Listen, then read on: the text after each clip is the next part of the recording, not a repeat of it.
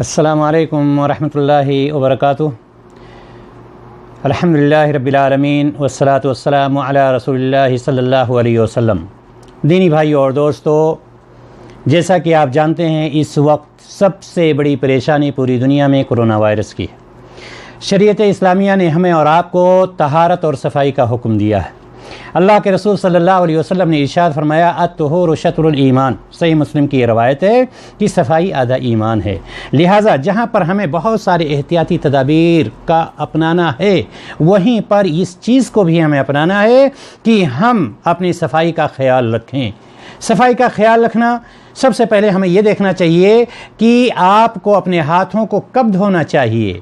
आपको अपने हाथों को कब धोना चाहिए, आइए हम आपको तफसील से बतलाते हैं चंद पॉइंट्स कि हमें और आपको यहाँ पर अपने हाथों को साफ़ सुथरा रखना चाहिए।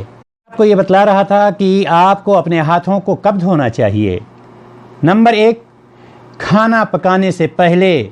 बीच में भी आपको ज़रूरत है कि जब ज़्यादा देर हो जाए तो आप आधा घंटा 1 घंटा के बाद हाथ धुल लें, और उसके बाद में भी आपको हाथ धुलना चाहिए। इसी तरह से खाने से पहले, खाना शुरू करने से पहले हमें हाथ को अपने धुल लेना चाहिए। इसी तरह से खांसने या छींकने के बाद, जैसा कि मैं पहले वीडियो में बतला चुका हूँ कि हमें टिश्यू पेपर वगैरह इस्तेमाल करना चाहिए और हाथ को भी धुलना चाहिए।